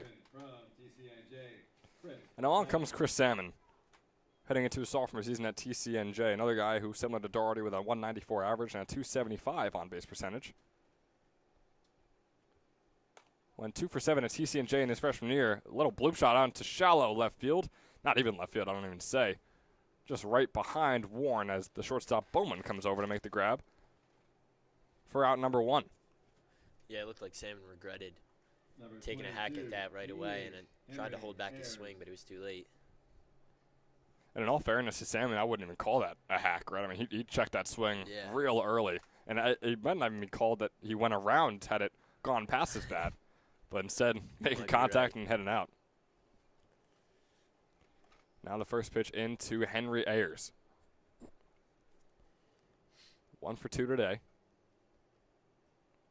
Top of the order right here for the Generals.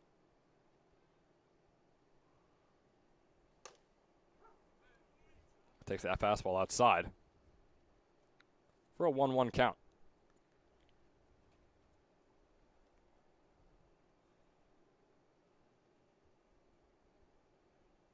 One offering is fouled off, brings up a 1-2. Right over near the Moody Park basketball course out there.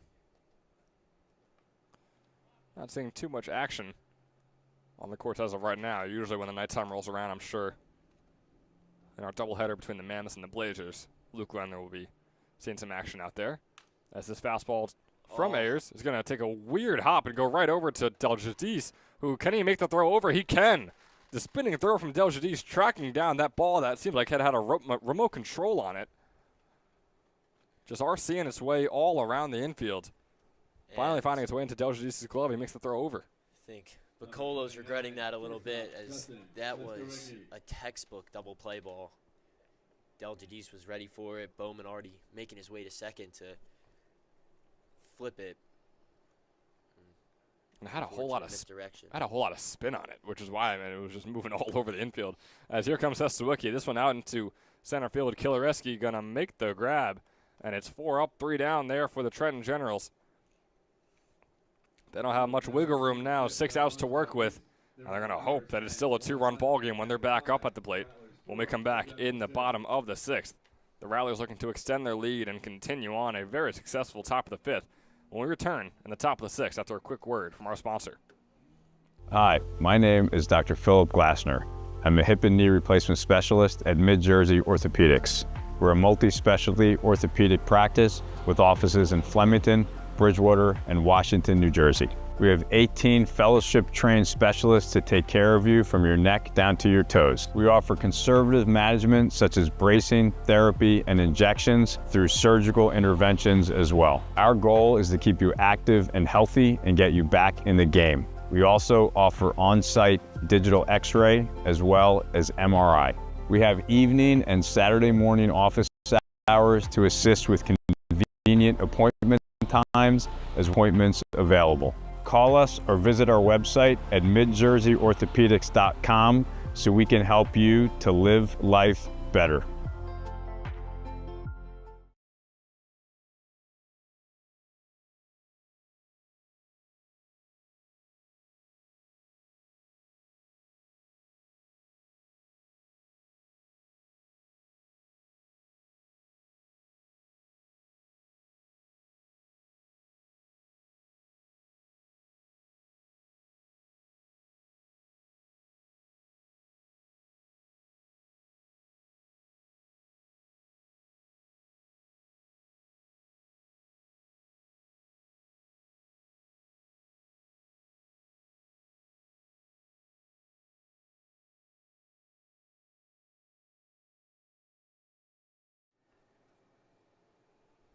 Back with you here in the top of the 6th.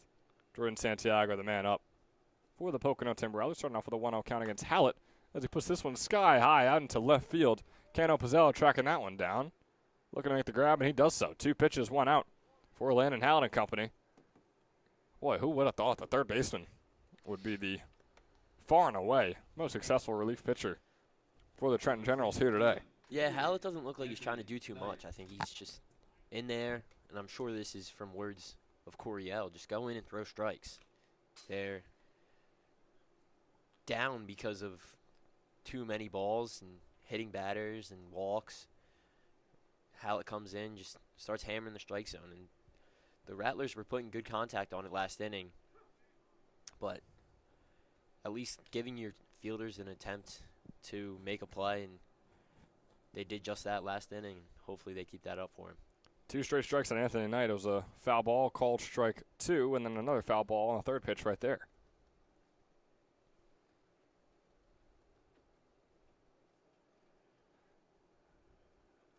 Anthony Knight with the white helmet and the Baseball U Pocono logo that we thought was a Miami Hurricanes logo for a good 30, 45 seconds there in between innings when we saw him on deck. I had to make sure our research was correct, that no, he is not a Miami commit or has played for Miami baseball just yet. You know, got to have high aspirations. Would have been a big difference coming from Miami baseball to play here in the ECCBL. This grounder goes right off the glove of Hallett. Over to Tomasetto looking for a very similar play to the bottom of the 5th. We're going to get exactly that. Del Jadis or Nick Tomasetto. Who is who? I am not sure. But regardless, out number 2 is on the board. Landon Hallett is looking fantastic here in his second inning of work. Number 69, third baseman. And on comes Preston Warren.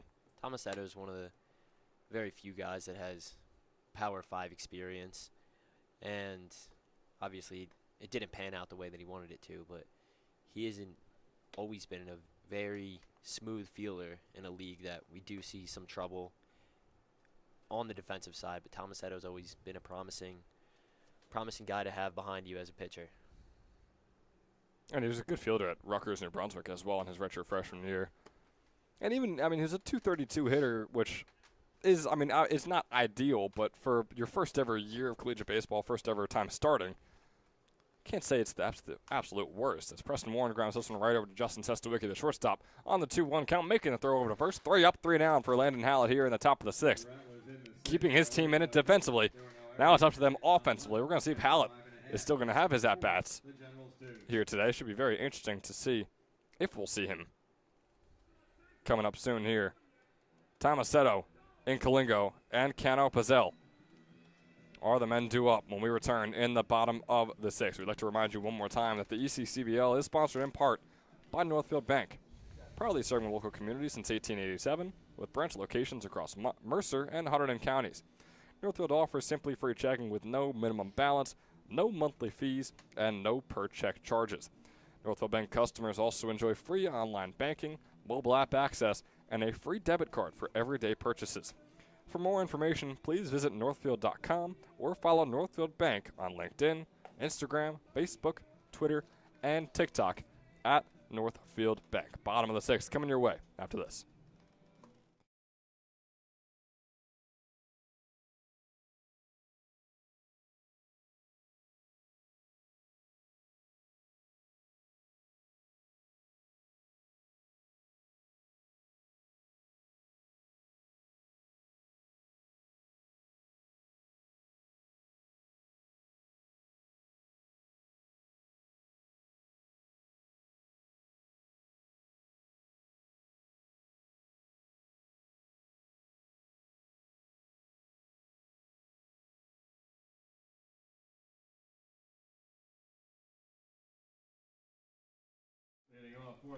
So the man making the play to wrap up the top of the 6th takes the glove off, puts the bat in his hands, puts the helmet on, the scarlet red helmet that is, as he gets set for his third at-bat today. Nick Tomasetto is 1 for 2, had the double in his prior at-bat.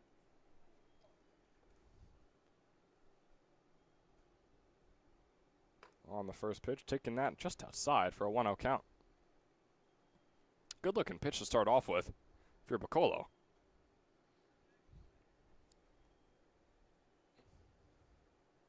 So that fastball is going to be high.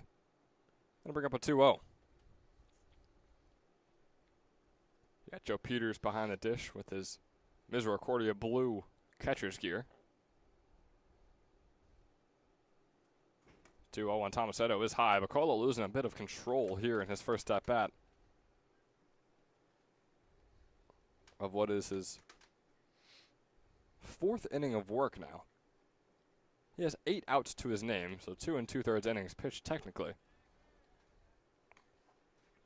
Finally getting a called strike 1 on the 3-0 pitch on Tomasetto right here. Generals trailing by 2 have 6 outs to work with to make up those 2 runs. Finding the bottom right corner as Tomasetto was set to throw his bat over towards the dugout. All of a sudden, a full count pitch coming up here for the Seton Hall transfer.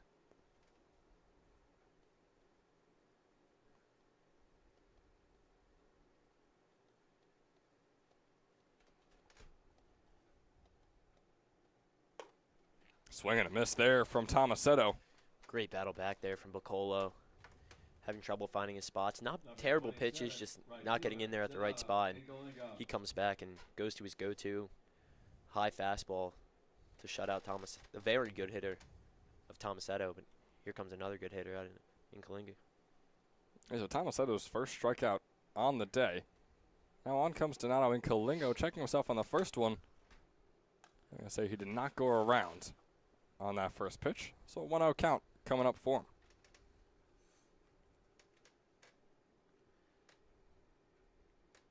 And Kalinga has struck out and walked so far today, swinging and missing at that 1-0 pitch to bring up a 1-1 on himself with the Penn State Abington helmet. After his 2 home run game in Kalinga, earned his spot in the 4-hole after batting 8th in that 2 home run game. And boy. Is he trying to say hit him? No, I think he's trying to say that is not a strike, is what he was trying to say to the home plate umpire as that breaking ball. They're going to safe down in the bottom left corner. Well, I think it didn't seem like a strike to him because he 1-2 count in Kalinga. Yeah, grounds out into left field. Ethan Kaufman going to make the grab. And in Kalinga's first hit since that 2 home run day on Thursday. And also going to be the first hit for the Generals here in the bottom of the 6th. Check it out one more time. Donato in Kalinga out of Penn State Abington, graduating in 2027, had 6 home runs on the season. Now after having 2 on Thursday, tied for second most in Generals history with Joe Ravert and Tatum Levins. Tatum Levins was drafted in the 8th round back in 2022 by the Marlins and is now in Double-A baseball. Not bad company to keep for Donato and Kalinga. This one swung on by Thomas Cano-Pizzell. High into left center field. Kilareski chasing it down, making the grab for out number 2 here in the bottom of the 6th. 2 outs on the board in Kalinga on first. Number 14, pitcher Landon Hallett.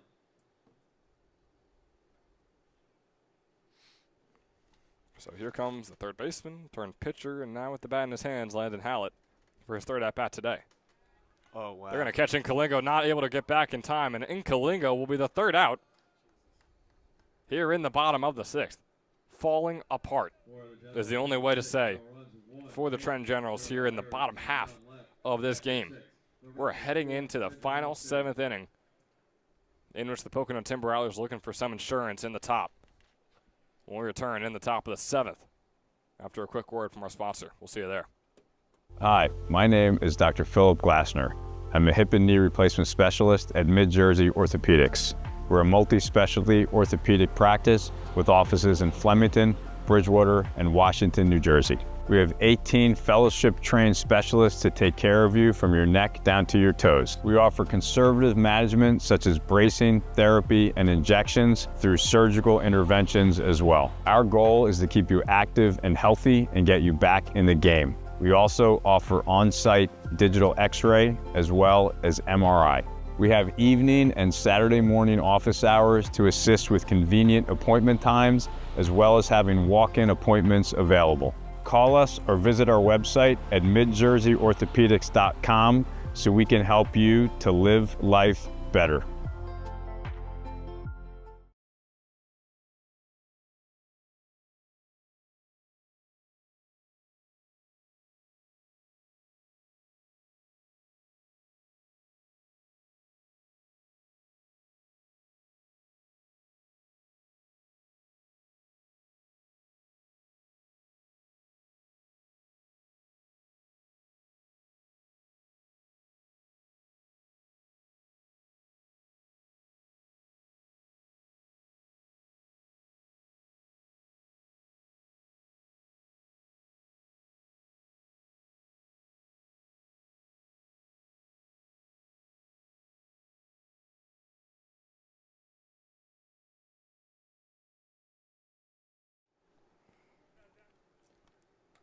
So very quickly, feel like we just said goodbye to him, Landon Hallett, and goodbye in the form of him on the mound, not just him at the plate.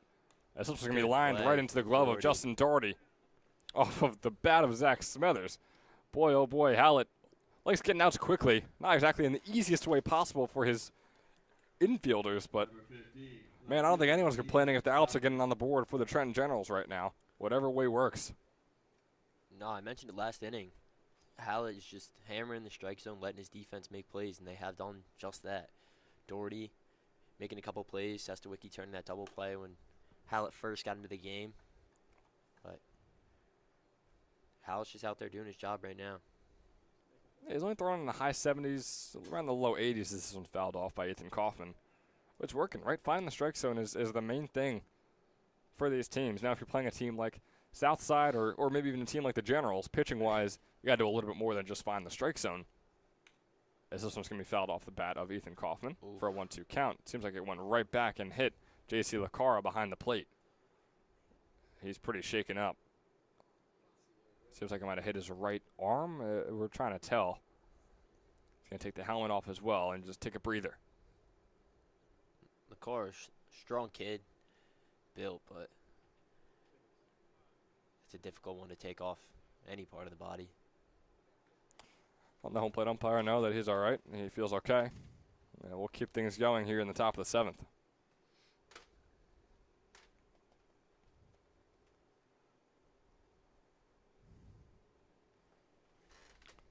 Kaufman still on the mound, has a 1-2 counter for that foul ball.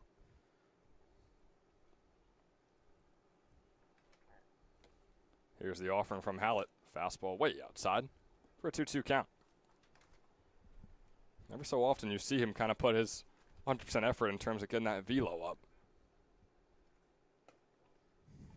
And that's sort of when he can get pretty inaccurate with those fastballs. We saw it just there before, as that breaking ball is also going to be called a ball for now a 3-2 count. That one coming in at 75 miles an hour, quick enough to get past Ethan Kaufman after his swing. Doesn't hit anything. Error only, as out number 2 is now on the board, Landon Hallett. Man, he is looking fantastic right now for the Trenton Generals. Yeah, 75 certainly one of the lower velos I'm sure these Rattlers are used to seeing, but just putting it in a good spot there, making it difficult for the hitters to make contact. As now on comes Rocco Deljadis, the second baseman out there for the Pocono Timber Rattlers. Nearing the bottom of the order is on deck. Deljadis has 1 RBI. It was an RBI walk in that top of the 5th inning, that detrimental top of the 5th inning for the Trenton Generals. Deljadis now has an 0-2 count. 2 outs on the board, swung on, goes right up the middle, and it'll not get past Sestawicki. Can he make the throw over in time to Salmon? Good stretch by Sestawicki, or good stretch by Salmon, I should say. What a throw by Sestawicki. 3 up, 3 down. Landon Hallett and company are firing on all cylinders defensively. Can they fire off some hits out into the outfield? When we come back in the bottom of the 7th, they're going to need to. They trail by 2, have 3 outs to work with when we return in the bottom of the 7th. We'll see you there.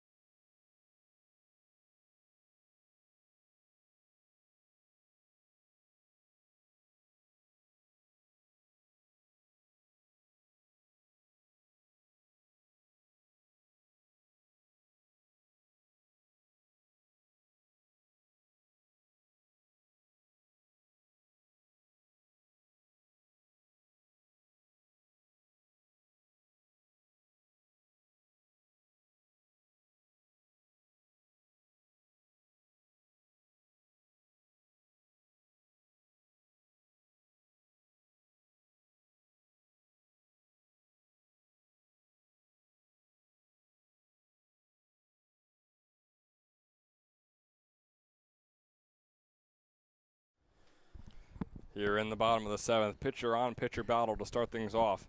Landon Hallett facing off against Liam Huffman out of Wilkes University. Now taking the mound here for the Pocono Timber Rattlers. Starting off with a called strike 1 on that bottom right corner. Gorgeous breaking ball. We were complimenting his breaking balls during this warm-up in between the half innings, as that one goes just inside. Huffman has pitched 8 innings so far this summer. Has just an 0-1 record. Has allowed 9 hits and 3 earned runs for a 2.5 earned run average. 1-1 finds the bottom right corner once again on Hallett. Keeps on watching him whiz right by him. Gonna have to swing that bat eventually here with the way Huffman's pitching. Here's the 1-2 from Huffman. Fastball finding the bottom right corner. Bottom right, bottom right, bottom right. On the 4-pitch strikeout against Landon Hallett there, who now goes 0 for 3 on the day. And it brings on J.C. Lacara. Number 7, catcher, J.C. Just not a good at bat from Hallett right there. No 2-strike approach. At no point was he trying to foul some off, see something he liked. Just look complacent to stand up there and watch the balls go by. Especially if you watched the warm-up pitches from Huffman like we did up in the press box. I mean, if you're the leadoff hitter, you probably should be watching the warm-up pitches. Now, it looks different when you're in the box and actually in your at-bat. So that first breaking ball that finds the bottom right corner, sure, I mean, that's fine. The next ones where they look like the exact same pitch, got to start swinging at least one of those. Lacara swings at that one, brings up a 1-1 count on him. I mean, there are just a couple factors that all filter into that. You're down 2. What are you trying to do there? If you're pitching, you're trying to help yourself out. Just a disappointing approach from Hallett, who almost came in and saved this game for the Generals.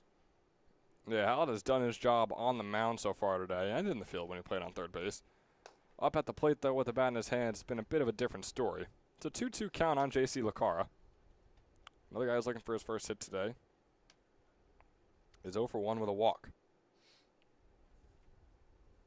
2-2 offering, swung on right down the first base line. Smethers going to pick that one up and walk it over onto first for the tag.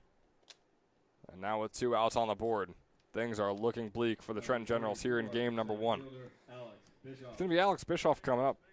Just wrapped up his freshman season at Mercer County Community College. He's wearing a Penn State blue helmet. So very curious what the connection is. We're going to have to probably have a word with him after our doubleheader today just to find out.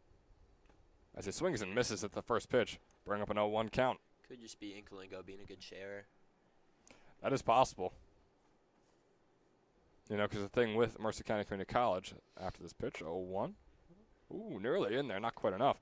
Mercer County Community College changing up their uniforms because, like I said, making this tiniest change, getting rid of the yellow in their logo and in their school colors. Now it's just going to be green and white over there with the no longer Vikings, now the Mustangs over at Mercer County Community College. A couple of changes. Another big new switch up for them. Yeah, new president over there at Mercer County as well. The 1-2 pitch to Bischoff, breaking ball, fouled off. So that is a real possibility that he probably had to hand in his helmet so they could put a new logo on it or whatever it might be. So it possibly is Inkalingo's helmet. But a lot of weird stuff happening over there at Mercer County Community College. A lot of changes to their athletics program, which is one of the best athletic programs in the state for D2 JUCO in New Jersey.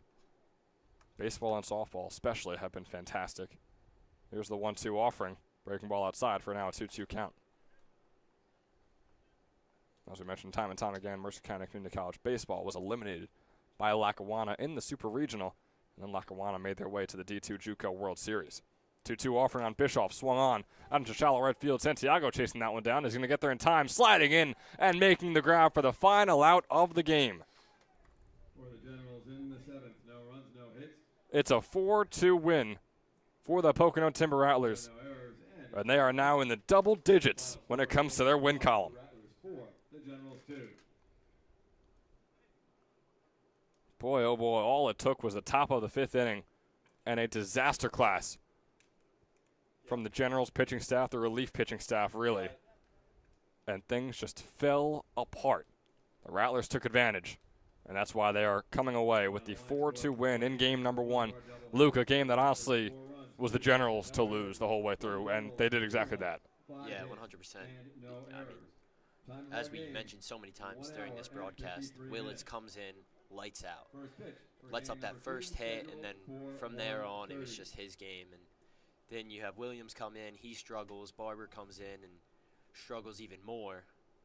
You have to bring in your third baseman, and the bats just never got there after those 2 runs in the second and third inning. But yeah, I think you said it right. It was their game to lose, and they definitely lost it on their own. Absolutely did. A 4-2 win for the Pocono Timber Rattlers, our Team Toyota player of the game. It's tough to give it to a hitter because it really wasn't that great of an offensive day for the Pocono Timber Rattlers. It was just them getting hit by pitches and standing there and taking them. You can't really call that an offensive masterclass or anything of that sort. I think it has to go to Jack Pocono. He pitched 3 2/3 innings. He allowed 3 hits. Not a single run scored when he was on the mound. He allowed 2 walks and struck out 3 batters. It's not the most impressive day, and honestly, now that I'm thinking about it, do we still give it to Josh Willits? Willits, it still could be Willits. I was thinking that same thing. His performance was definitely the best out of everyone on the mound, and there were no hitters. I mean, was it Canapazell with the triple? Canapazell had the triple against Krodak, yeah. I mean, that was about as good of a hitting performance as we had, and everyone else was just leaning in, taking the hit by pitches. But I think Willits, even with the loss, I think he was the player of the game today. So there it is. The overall player of the game is going to be Josh Willits with 3 innings pitched, allowed 1 hit, 1 walk, and had 4 strikeouts, no runs scoring whatsoever in the 3 innings he started today.